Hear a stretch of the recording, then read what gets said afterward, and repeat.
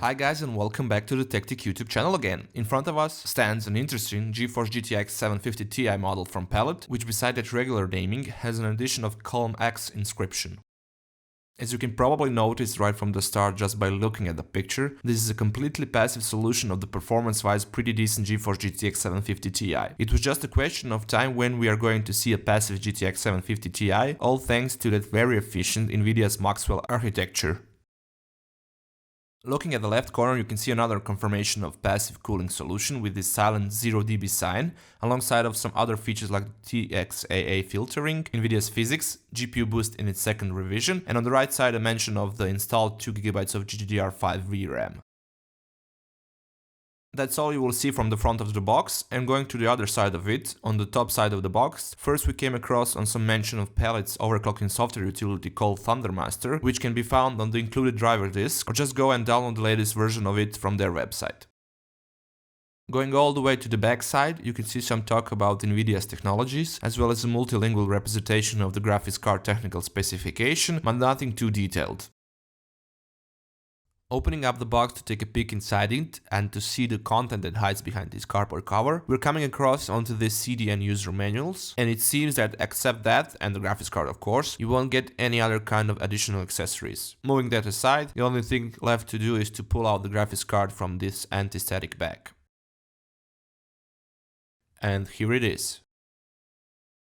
The card is dominated by this big, sleek-looking passive aluminum heatsink that runs through the whole surface of the graphics card, in some places even outside of the PCB dimensions. Speaking of the dimensions of the card, it seems like Palit used the reference board design. As you can see here, we are holding on to a reference version of the GTX 750 Ti from Nvidia, and size-wise they are pretty much the same, as well as their input-output back panel, which consists of one DVI-I and one DVI-D video output, alongside of mini HDMI connector.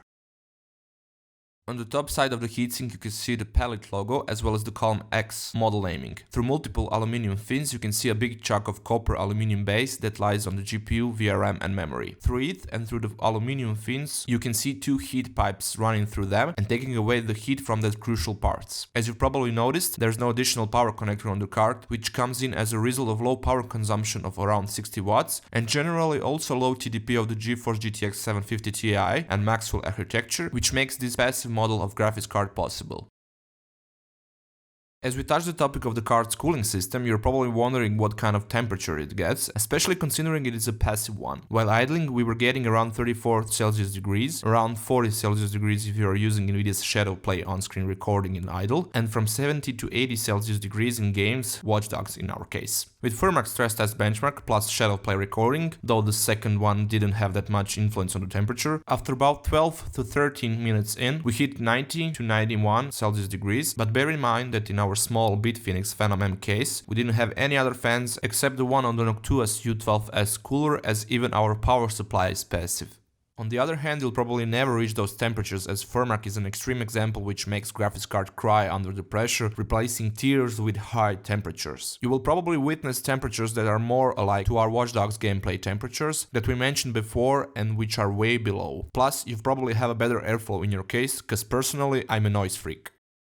Performance-wise, this is one of the fastest new generation passive card that we know of. It's almost double the performance of our last passive card review, Sapphire's R7 Ultimate Edition. Palit went with reference clock speeds of the GPU and memory, which is a pretty common practice with passive graphics card. 3D Mark score is pretty decent, coming in around with just under 5400 point mark for the graphics score, while optimizing the Watch Dogs game through Nvidia's Experience software with pretty beefy settings. As you can see, we were getting a rock solid 35 to 45 FPS. Bear in mind that was at 1680 by 1050 resolution, since we didn't have a full HD monitor at the time, so be prepared to sacrifice few frames or graphics details. But in any case, use the Nvidia's Experience game optimization software, as it really gets the job done, or at least to get some reference points on what your graphics card can do.